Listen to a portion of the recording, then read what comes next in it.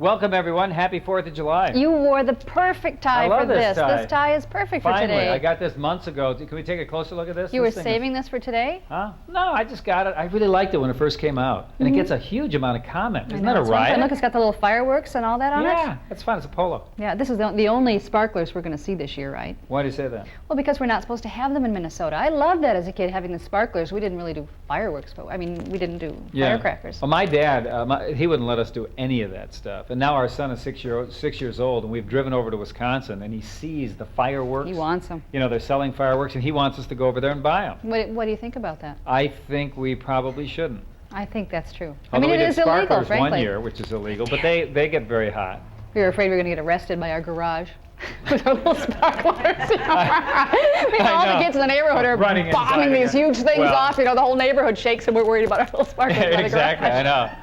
Anyway, on today's show, we're going to show you the latest in fashions of red, white, and blue, kind of an inspiration for the 4th of July. So today, you are going to see what is the latest, and it just looks good for this celebration. Great looks. Also, the new Miss Minnesota was just recently crowned, Julie Richardson. You're going to meet her and find out about her plans for the future, which include being a minister. Also, how to make quick and easy 4th of July weekend snacks. They are just great for any occasion. And Kevin Berger is going to take a look at Minnesota drivers and what bothers us most about the way we drive in this state. And I'm Mike Brunswick at St. Paul Ramsey Medical Center. There is a nurse here who volunteered 5.5 months of her time to serve in Saudi Arabia during Desert Shield and Desert Storm. Now that she's back, she says she feels a whole lot different about herself, about her country. We'll tell you her story later in today's show. And I'll show you what happened when we came out to check out the Hamill Rodeo, which starts tomorrow and runs all weekend. It's an annual event. We've been out here in the past, and in fact, in covering this event, I've really gotten pretty good at doing some of the events. We're going to come back and do a little calf roping and stuff a little bit later, practicing on this fence post right now. Here we go, and yes, all right. Actually, I didn't, I missed the fence post, but I got a tough one coming in here. If you're going to miss, this is a pretty good way to do it. This is Lorraine Keogh, who just happens to be Miss Rodeo USA. Welcome to Minnesota. Thank you very much. What do you think about my calf roping? I think you're doing all right. A few more practices and we're going to put you in the rodeo. Yeah, sure we are. Well, we'll practice a little bit more to be sure, but we're going to calf rope. And how's your tiara? Fine, okay, no problem. Okay, go. Stay with us. We'll show you all this stuff later in the program. I didn't want to miss that. All right, it's all just ahead on Good Company. From the Twin Cities, it's Good Company with your host, the husband and wife team, Steve and Sharon.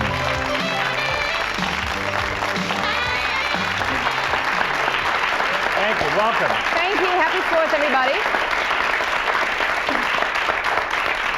Patriotic fashions, of course, are all the rage this year, and what better day to show them off than the 4th of July? So Charlotte Rhines, our fashion expert, is here to show us what's hot, what's new, and what you can wear the rest of the summer in our white and blue clothes. That's right. Hi. Hi. Red, white, and blue came out real strong with the war, and so the spring lines were we were inundated with red, white, and blue, and people bought it up. They loved it. The colors are nice, and also you're showing your patriotism. I understand there was a little bit of controversy in some of the stores about whether the flag should be on the clothes.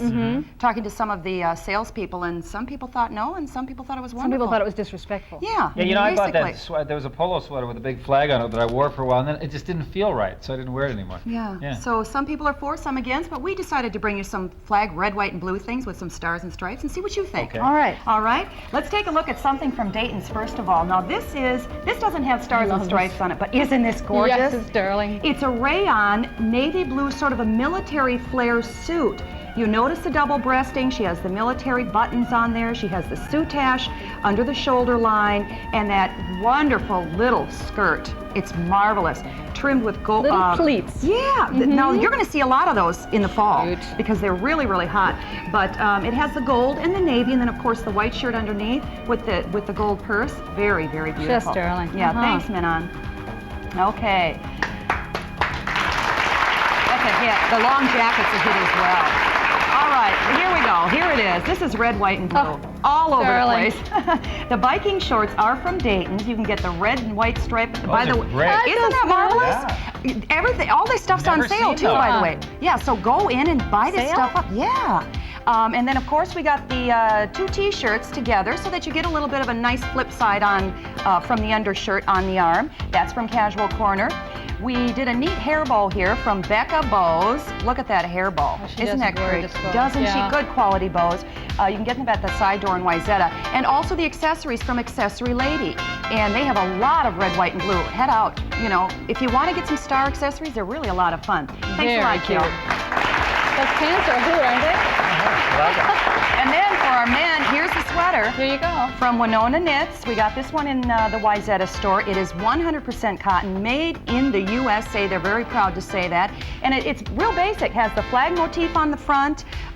If your man likes the red, white, and blue, and you'd like to see him in something like this, go ahead. The price is absolutely right. And since it's made in the USA, you know, that makes everybody happy. But I think it's quite attractive on the guy. I do too. I I kind think of like it that. looks good. Yeah, thanks, Greg.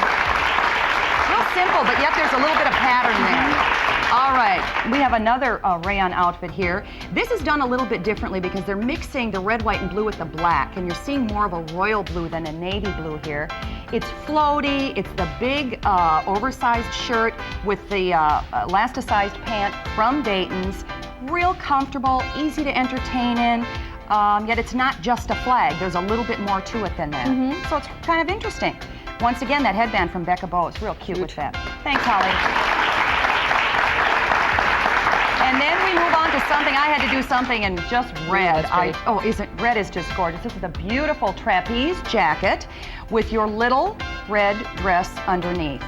Very basic, very versatile. If you want to put that on with another blazer. Red is really hot. Get into it. If you kind of have to be a woman who knows herself when you put red on, especially something that's all red. You get a lot like of this. attention. Yes, you do get a lot of attention. And then the earrings from Accessory Lady, hair by Becca Bows. Thanks, Melissa. You know, and it's simple, but she looks so, she looks so put together. Now, this is kind of fun. This is from Cachet and Gavaday Commons. They have a swimsuit. That's a swimsuit under there. Oh, cute. That's a cover-up pant, all done in silk. And then the flags, of course, on the back of the silk shirt.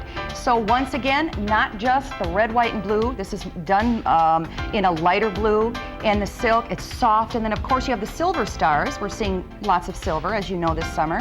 Big silver belt, real attractive. Lots of fun. Thanks, Kate. Cachet.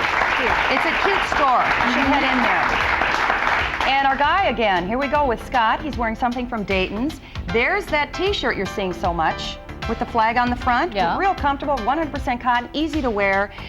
Great prices on those, by the way. And then he's got his little jacket done in blue and red. And look at those swim trunks. They're kind of like Steve's tie. There are little flags and little explosions everywhere. Are those Ralph Lauren? Yeah. Yes. This is Polo. Marvelous. He came out with a beautiful line in spring, and then when it Same sold pattern. out, took it all Used away. the Yeah. bathing Yeah. Yeah, nice. Thanks, Scott. But he knows how to market his clothes, that Ralph Lauren. He makes us want more, and then it's gone. And last but not least, I had to bring you some denim with the USA all over it, and the flags and the studs. Real attractive. This is definitely flaggy, though. You have to like flags to wear this. But this is from Cachet once again in Gavaday Common. All denim, comfortable cotton, easy to wear. So if you like it, grab it. I think you're gonna like it. It's super. Great looks. Yeah. And we must say thanks to Karen's Professional School of Modeling for the models today. Great, thanks. There you have it. What's new Good in red, looks, white, and blue. Thanks, Ellen.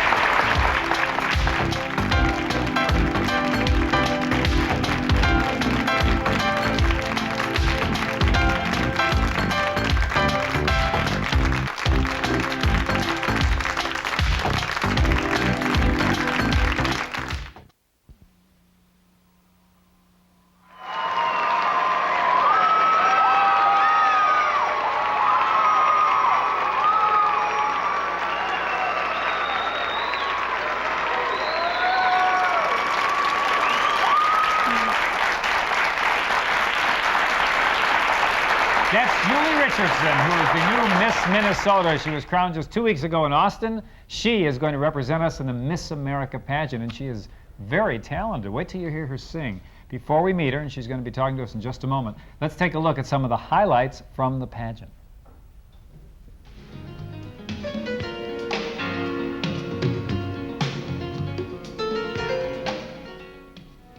It's like you took my dreams, made each one real.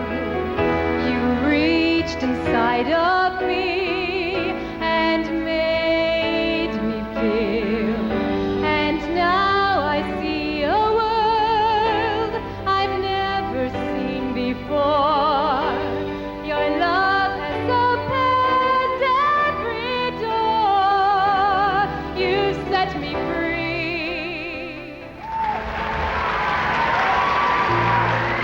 Julie, how would you reduce the steadily increasing youth crime that is occurring today?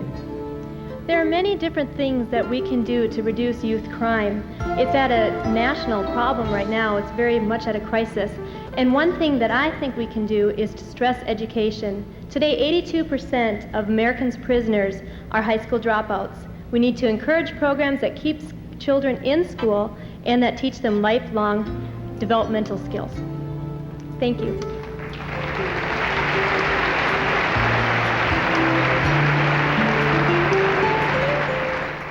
Miss Minnesota 1991, Julie Richardson, Miss Coon Rapids.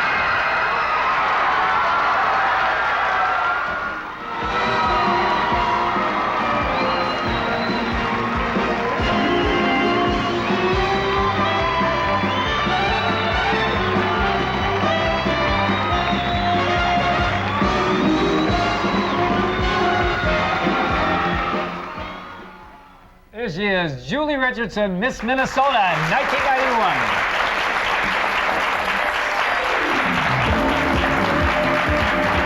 Hi.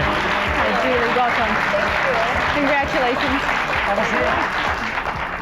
Well, how was this competition for you? It was exciting. It came Yeah. out the way I wanted. Yes, it did. All right, good result, huh? You Yes. really are a beautiful singer. How long have you been studying that? I've been singing solo songs since I was about 18 years old, so it hasn't really been that long. How old are you now? I'm 24. Okay. So And I how really about started my senior year. when they were giving you the quiz, asking you those questions, how did you prepare for that? Had you thought about that question before? The final night they asked us questions on our platforms, and one of mine is on reducing youth crime. So I was familiar with that topic, and I had studied and done a lot of research on it. When you're walking down and waving after you've just won, what's going through your mind? Take your time. They told us don't go very fast. They wanted us to stay out there, so I was trying to walk slow, but I do everything fast. I talk fast and walk fast, so it was hard for me to slow down and just enjoy it. So you were conscious of the technique. Were you thinking, oh my gosh, I won, I can't believe it, or yes, I knew I'd win? What were you thinking? I was just so excited to see my dream actually come into reality because I had prepared for it for so long, and How I had long? about 2 years I had prepared Really? for it. Why did you decide to get into this Miss America competition anyway? I was in a town pageant when I was 18 years old, and I caught the pageant bug. And so since that time, I decided I wanted to be involved in the Miss America system because I think it's a program that really reflects young women of today. It stresses our talent and intelligence, and I wanted to be involved in that. So that was one of the reasons. And then also it's a great opportunity to have an influence on young people. Mm-hmm. We have some pictures of you growing up. Why don't we take a look and you can tell us about what it was like. Now this is... Taken just 3 years ago. You were born in where? I was born in Fargo, North Dakota, and they rushed me back across the border quickly. I always loved having my picture taken. How old were you there? About 4. There's 7th grade. Is this in Fridley? I went to Faith Academy in Fridley. Okay. And I was a cheerleader in college my first year. Mm-hmm. And this is a choir trip to Florida, and the photographer kept telling me to get closer, and I was so scared he was just going to reach over and nip me. So that was about as close as I got. I understand you're involved in Bible studies and religion, and you ultimately plan to do what?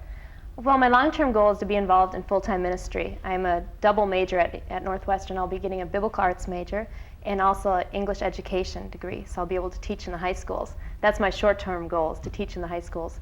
But I would like to be in the ministry full-time someday. Does that mean if you win Miss America, you're going to use that as a platform somehow? No, my platforms will be on reducing youth crime. You saw a touch of that in the evening gown competition, also on strengthening the family in America. So that's encouraged for you to have things that you want to work toward, to talk about as a pageant contestant? We are required to have platforms at the Miss America system, and we're also required to have a platform at the Miss Minnesota. How else are you preparing to be Miss America? Oh, I work out a lot. How often do you work out? Well, lately it's been difficult because I've been doing so many different appearances as Miss Minnesota. However, before I won the pageant, I was working out about 12 to 14 hours a week. Ooh. So I had a lot of catching up to do and a lot of learning new eating habits and lifestyle Are you slimmer skills. than you've ever been? Yes, well, 2 weeks ago I was. Been celebrating since? Well, yes, and they told me to gain a little bit of weight, so that's been kind of fun. Really? Yes. Okay. What else, just to get ready? Any last second things you're going to do? Because you're going to be there the first 2 weeks in September. That's right. I'll be leaving August 31st, and we'll be stopping in Pennsylvania for a while, and then we'll be going on to Atlantic City. So I'll just continue with my workouts and with my talent preparation. I sing, and I study at McFell Center for Music, which is right down the road a bit. And then, of course, interview. That's a big portion of the pageant, and this year it'll be a 10-minute interview at Miss America. Really? Right. That is 3 long. minutes will be based on our platform, so it's very important to learn communication skills and to be up on the current events. Well, you're very spontaneous, obviously, so you're not Thank you. worried Yeah. about that. No, it's one of my strongest areas. I enjoy talking with people, and I learned a long time ago that the best piece of advice, like you mentioned, is to be yourself, and that goes over so much in the interview, to be able to be sincere, and then you don't have to worry about that. You can just be yourself. Yeah. Well, good for you. Good luck to you. Yes. Thank you. Congratulations. Thank you very Nice much. to meet you. What's the date of the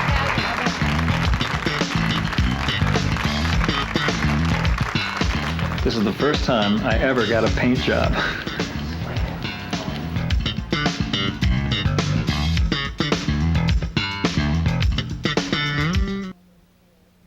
What the 4th of July means to me, it's kind of like doing the morning show with Steve Cochran. When he does a joke, I always go, ooh, ah, and it's like seeing the fireworks at Stillwater along the St. Croix River every year. I'll be there.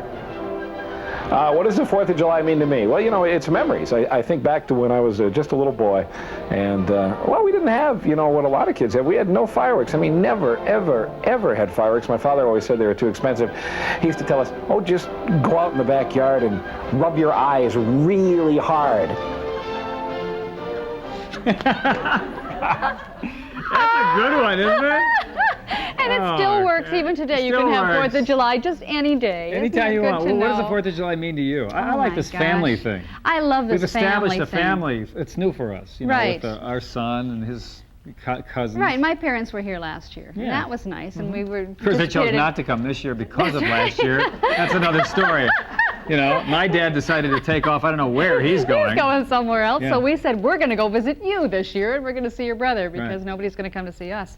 But anyway, I remember as a child decorating my bike and riding in little parades. I loved that in our little town. And David did that last year in a little town close to here, and that was fun. So anyway, about Minnesota drivers. I was driving yesterday. I couldn't believe it. I had my signal on to take an exit ramp. Yeah. This guy comes in this van right next to me, right down the right-hand side, and stays right there so that I can't get off. You're kidding.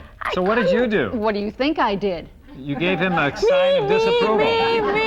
You.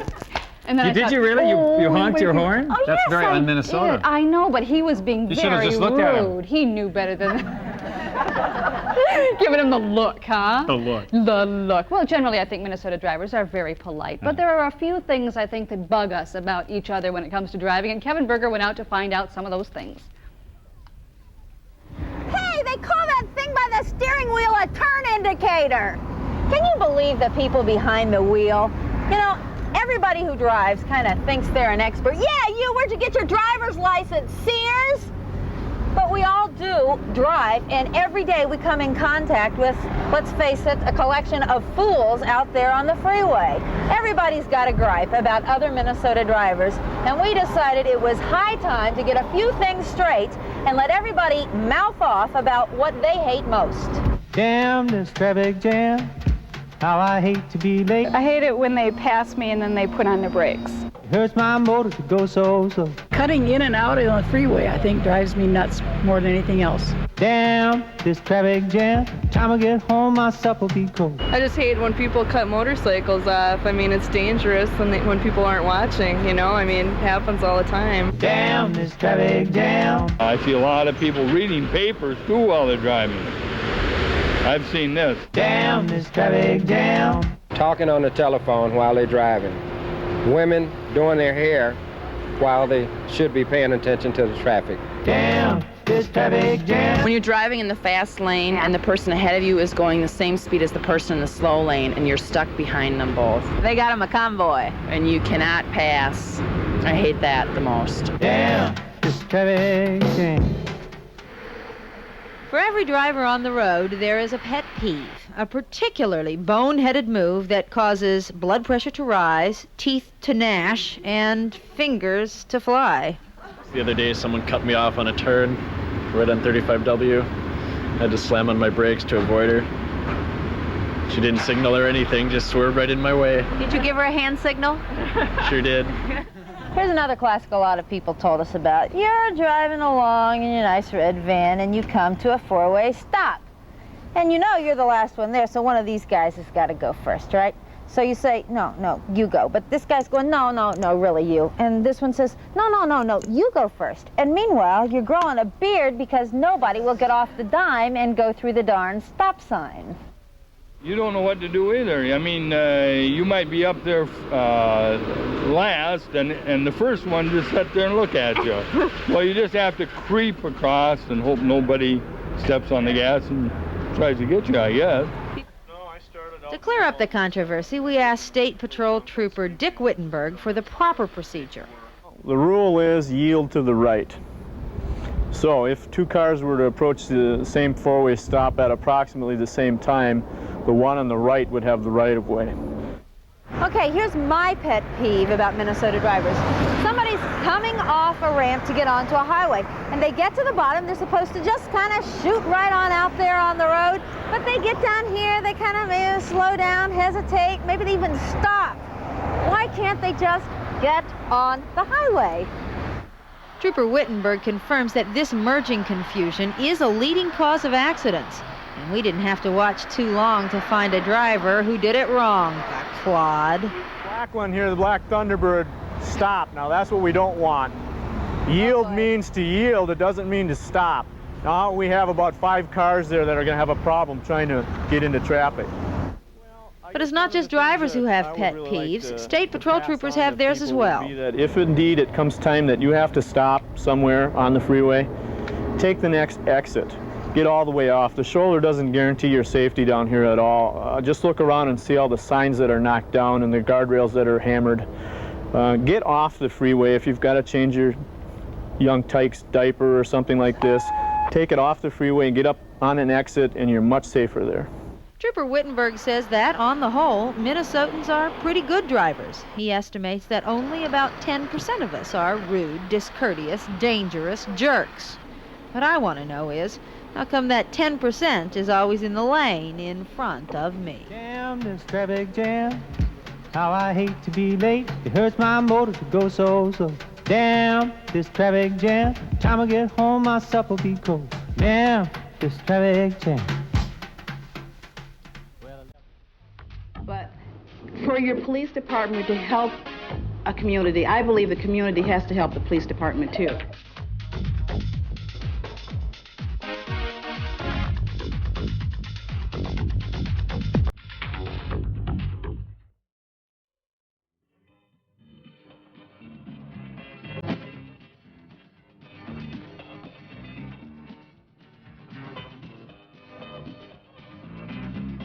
Ouch. Amazing, a rodeo in a park. It's amazing. If you're looking for something to do this weekend, starting tomorrow, the Hamill Rodeo, the biggest rodeo in the state. People come from all over to go to this one because it is real action.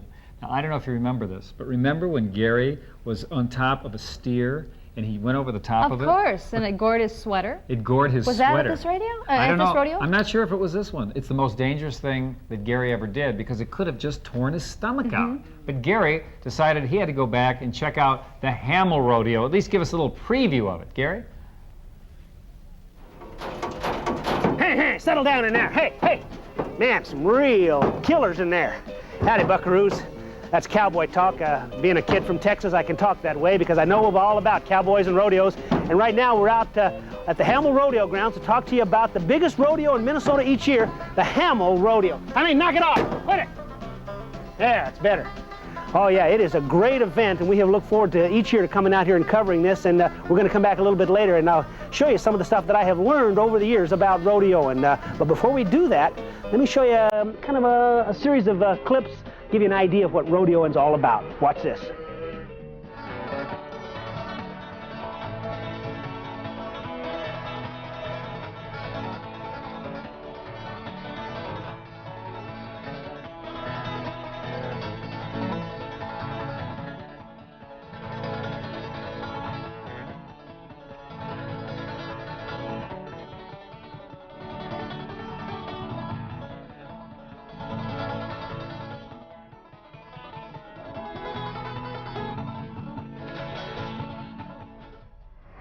Well, that'll give you an idea of the kind of action you can see out here at the Hamill Rodeo. And you know, one of the real premier, one of the purest rodeo events is calf roping.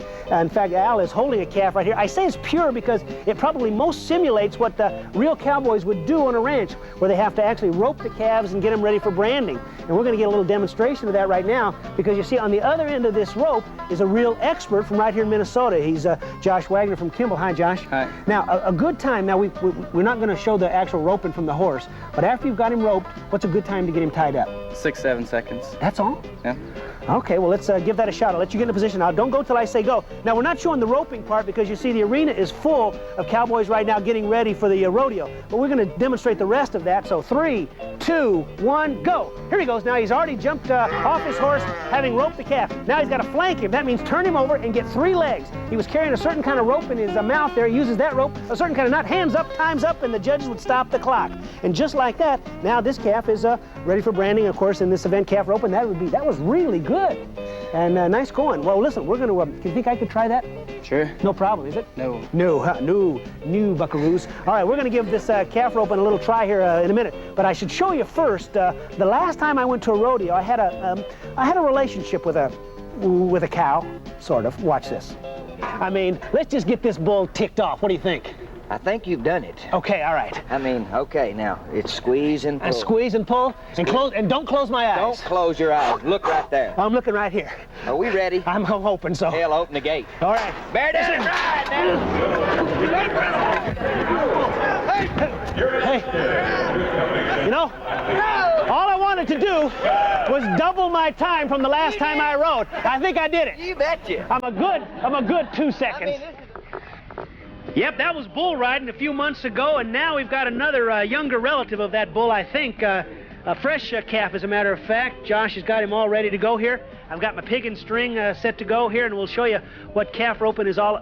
Wait a minute, I forgot one thing here. Hold on just a second here. There we go. Now I'm really ready. Okay, I got my pig and string, got my hat, and I'll get off the microphone and show you what calf roping's all about. All right. 3, 2, 1, here we go.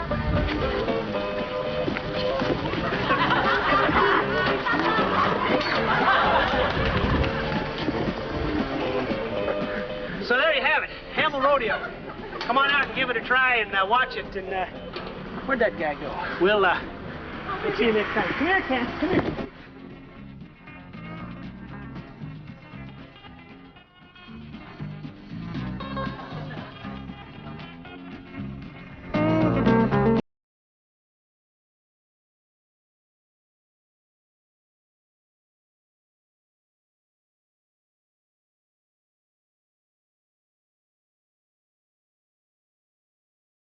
July is a terrific holiday. For me, it means a run or a race, riding in the St. Anthony Park Parade, and finishing the day on our own Capitol steps, listening to the Minnesota Orchestra and then watching the fireworks. This 4th of July, I'm thinking about our country's security. I'm thinking about the United States' role in the Persian Gulf, but I'm also thinking about the kind of security we need for the future. To me, that means investing in our young people, providing housing, making sure we create good jobs for people. To me, that will build our security. That's what I'm thinking about this 4th of July. What does the 4th of July mean to me?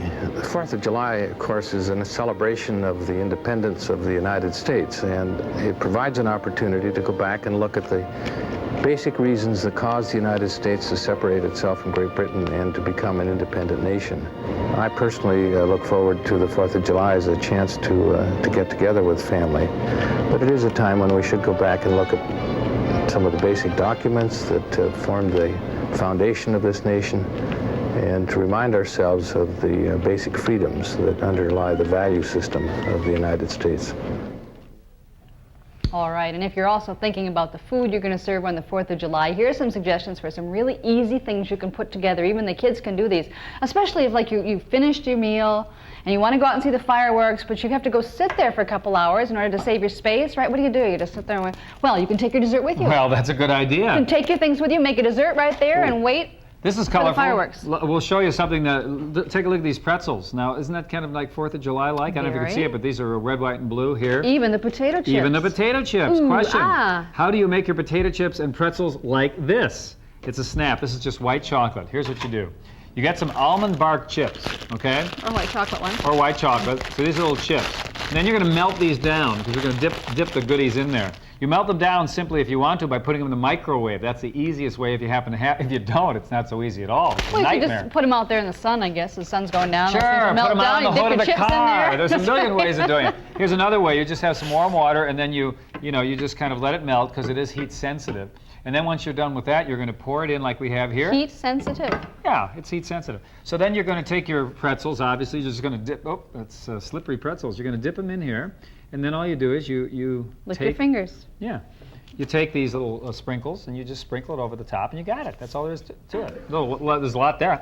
And you do the same thing with these little potato chip babies and then just sprinkle on top of that. Now, what could be easier than that? Nothing. Are they tasty? Huh? Yeah, they are. I'm the only person on earth that isn't a big chocolate fan. But No. They say that chocolate is actually a substitute for love. Did you hear that? I've heard that, yeah. So obviously you're getting plenty if you don't want any chocolate. That's absolutely right. And I don't want any of this. Yes. All right, I'm going for the chocolate cookies right here myself. Yes, she is a chocoholic. Can I tell you? Let me tell you, this is kind of fun. You can just put these things in your Good, we wanna cooler have and head fun. out, sit on your blanket and wait for the fireworks to start and take these things out and make little cookies. You use these famous chocolate wafers. These have been around for 150 years. I remember my mother used to make this thing on the box. And it's just wonderful with whipped cream. What Yeah, are you but here's making? another way you can do it. You're just making little cookies with whipped cream and berries on the top. All right. So take your cookie. I will. And then spray with your you can make, of course, your own whipped Just cream if you all want over to the do that, top? or you can just buy one of these and All put over? that on, all over, Okay. however you like it. This Yeah. is totally to your own taste. Okay. Then you just take out some berries, some strawberries, some raspberries, Berry some one. blueberries, whatever you want. A Blueberry little one. kiwi, I suppose, Blueberry if you're too. into that. But this makes it red, white, and blue. And your kids can do them themselves, and then That's a nice pop idea. that in your mouth, Pop and that you in your have mouth. one tasty treat for the 4th of July. Fresh, fruity. You're gonna like it. Fresh and fruity. That's good. And good too. Yeah. Try this one out. Okay. Say you're really lazy, which of course is not such a bad thing. So what you want to do is you want to have something custom that the kids like, but you don't want to waste a lot of time. So you take any kind of cookie, for example, we have these cookies here. But these are especially nice because they have the ridges put in there, so you know exactly where to put your stripe. Yes, we do have the ridges. So what do? All you do is you take your little, what do you call these things? The cake mate. Decorating gel. Yeah. And you have it in red, white, and blue. And you're just going to go right down the trough here. Okay, and then you just... Oh, isn't this terrific? Oh, I'm feeling so patriotic. And then you just kind of go down there. We have the white, white. I'm getting nervous. I'm trying to do it too fast. And then, of course, the red. And, the kids are going to take one look at this and say, what is your problem? Are you incredibly nervous or what? Back off, work, something. You're driving us and yourself crazy. Oh, kids would love to do that. Isn't that a nice That's fun. idea? And you can make your own little flag. Yeah, so there's some good ideas, just quick treats for the 4th of July. Nice idea. Thanks to Rainbow Foods and to Colleen Miner, who is our food stylist. What does that mean? Stylist? Yeah, I don't know. She dances around the food or something. I don't know what it is. You don't call it a food stylist? Well, I think you can call it a food stylist, yes, but she tells us what to do and how to do it. You don't want any This is chocolate pretty much anymore, it. do you? What? No more chocolate On for your you? fingers? Huh? Why? Well, because I told you chocolate is a substitute for love. Oh, no, I'm not wild about chocolate either, in all honesty. That's great. Yeah. More lies coming up right after. No, we have super bargains in Super effect right bargains, now. yes. Half price at Circus Pizza. Also, we have one at the Lincoln Dell and at the Venetian Inn Playhouse. Take a look at this. Here are the details. We'll be right back. We're going to talk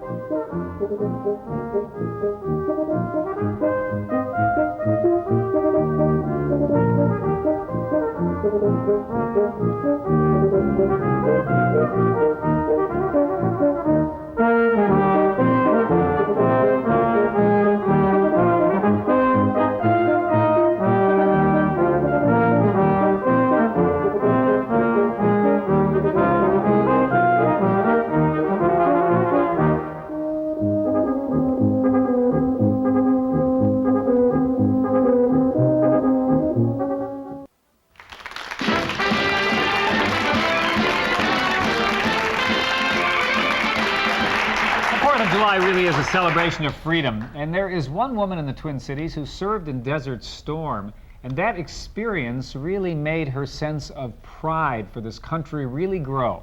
And that's the subject of Mike Brunswick's People.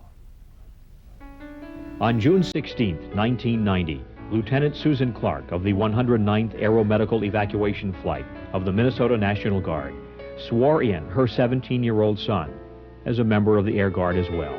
Susan has been a single mother all of his life. So it was a new proudness for me. Hey, I'll follow my footsteps maybe. They are footsteps she is proud to have made. In civilian life, Susan Clark is a nurse at St. Paul Ramsey Medical Center. It is an honorable career she chose a long time ago. But she also has a part-time career that has evolved into a real source of pride. She's been practicing her nursing skills as a member of the Air National Guard for nearly 2 decades. And when the United States began sending troops to the Persian Gulf, she volunteered.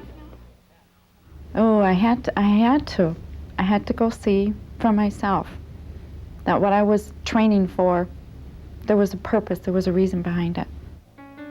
And by 4:45 p.m. on August 31st, she and the others were on their way, having no idea of what they were getting into. On Sunday, September 2nd, they arrived in Germany. It was cold, wet. Less than 24 hours later, they were arriving in Saudi Arabia, where it was 138 degrees. And she says, "Can't you tell by my expression?" Although some days it got a little cooler. During the Desert Shield pre-war days, they did everything to fight off boredom, including 2 weeks of R&R at a hotel in Riyadh. Nice pool, but only men were allowed to use it. Volleyball helped pass the time, and so did golf. This is the putting brown. The local hazards of this course: snakes, scorpions, and camel spiders. As for the camels themselves, she wrote, they stink and snort and have lots of flies swarming around them. A Minnesota girl in the desert. It was hot, it was hard. The highlight of her days were the packages from home. Susan Clark spent a total of 5.5 months in this land far away from home. Much of her days were spent killing time.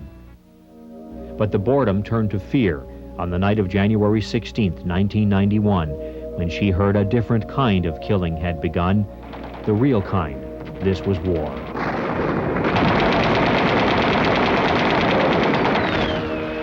As long as I live, I'll never forget their eyes.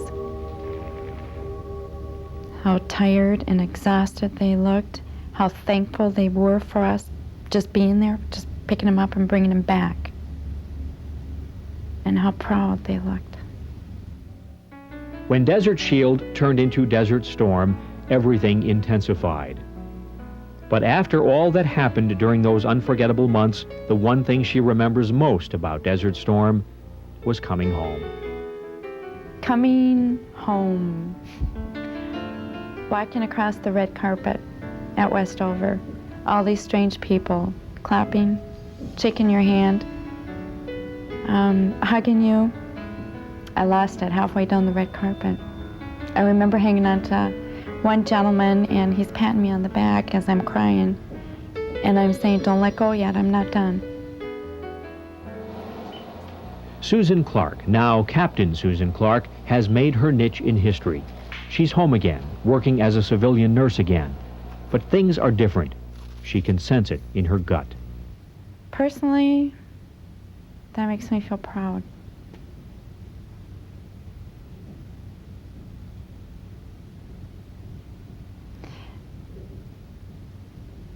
Free to be me. That means something here. Like in the song, Stand Tall, Stand Proud. Stand tall, stand proud, stand proud. Voices that care are crying out loud.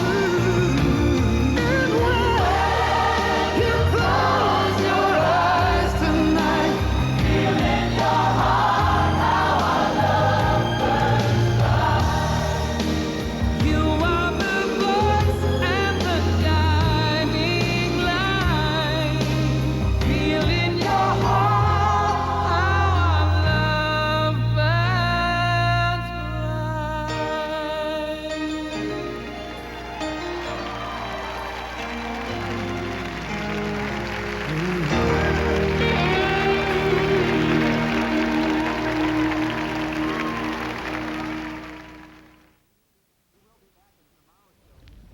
We will be back in tomorrow's show, and we have something really nice for you.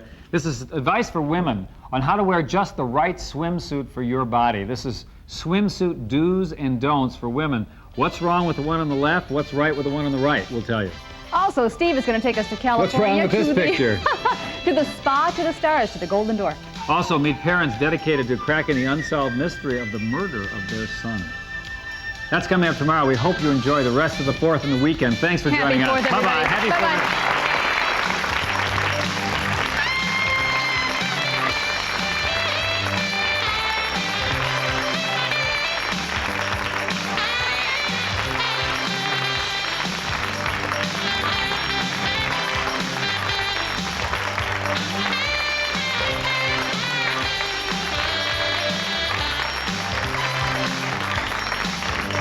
Models for today's fashion show, provided by Karen's Professional School of Modeling.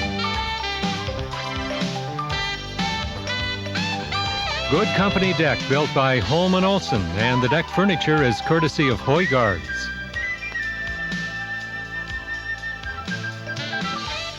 Special thanks to Rainbow Foods for providing the Good Company studio audience with refreshment and for providing supplies for cooking demonstrations. Rainbow Foods has 22 locations in the Twin City area. Good Company t-shirts provided by Goodwill Specialty Company. Goodwill Specialty offers premiums and imprinted sportswear. Steve's Clothing by Polo Ralph Lauren, conveniently located in the Young Quinlan Building, Nicollet Mall, downtown Minneapolis. Sharon's Clothes by Cedric's Fashions and Furs in the Galleria, 69th and France in Edina. Henderson Chauffeured Cadillacs provide limousine transportation for the guest of Good Company. Henderson offers the largest selection of color, style, and service in the 5-state area. Accommodations for the guest of Good Company provided by the Radisson Plaza Hotel, downtown Minneapolis, featuring the Festival Restaurant. Thank